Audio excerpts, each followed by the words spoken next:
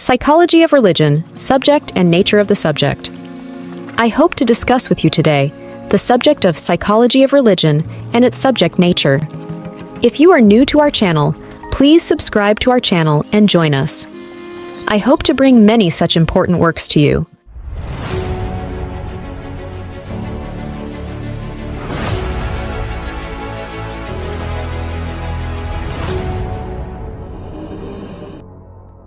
This subject is related to two main areas, which are the religion and psychology.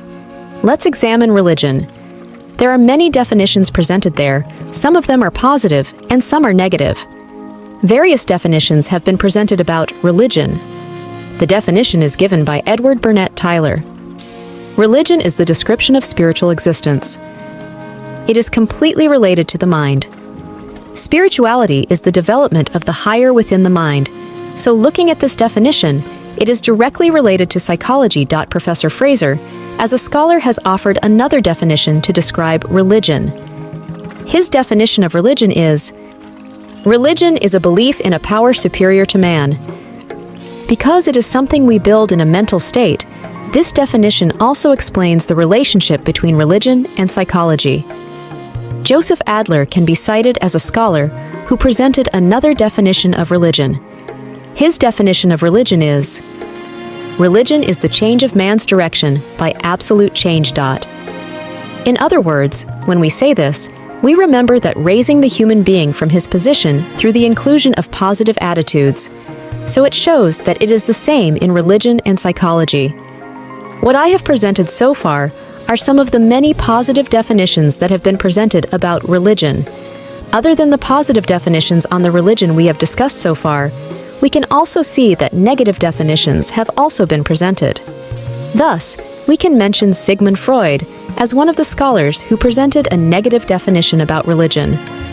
His practical definition of religion is, religion can be considered as a mental illness that occurs in man to get rid of his pressure. This is a conservation effect. It goes without saying that this is completely related to psychology. And when focusing on religion, some of its main objectives can be identified in three aspects. 1. Making physical and mental health of man. 2. Providing guidance to man. 3. Protection of human morality. Religion also started with the aim of reducing the feelings of fear and helplessness of man. All these facts reveal the psychological aspects of a religion. Now let us consider psychology. It originated as a subject in ancient Greece. In the sense of the study of the psyche, the psychology had begun. At that time, the idea of mind did not exist, and the idea of soul existed. Accordingly, there is no mistake in saying that there is more religious than psychological aspect involved here. Oriental psychological views show some improvement over Greece, as they are directly related to religion. Buddha said that the mind exists in association with the blood relic, which is an antidote. In the Upanishad philosophy, it was said that the soul resides in a chamber about the shape of a mango. These are direct religious psychological analyses. Plato has explained that there are two worlds, namely the formative world, and the phenomenal world, and the formative world we live in is flawed, and the phenomenal world is perfect. He explains that the formative world resides in our minds. Although this is not a directly religious idea, isn't this the world we aspire to in religion? We address it as heaven, nirvana, etc. In the Middle Ages, psychology is closely related to religion. The story of Genesis was encouraged to interpret man as a part of God's religion. The bright age of psychology came from René Descartes. He was the first Western philosopher to introduce the concept of mind to the world. He also accepts a body mind and Vedaivism. It is similar to Eastern religions such as Buddhism. For example, physical karma and mental karma can be shown about mind and body. Behaviorists such as John B. Watson, Thomas Skinner, Pavlo, etc. have accepted that we can tell about the mind by analyzing human behavior. This is similar to Buddhism and other religions.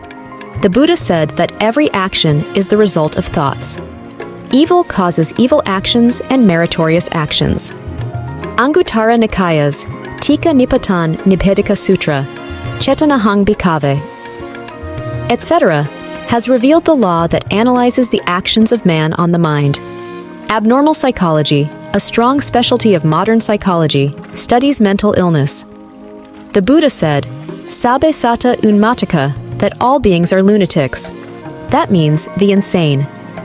General psychology studies the general conditions, behaviors, and mental states of human society. Those behaviors are necessarily influenced by mental states and religious characteristics. There, psychology has to consider religious conditions. By studying all these things reasonably, we can understand well about the subject of psychology of religion and its subject nature.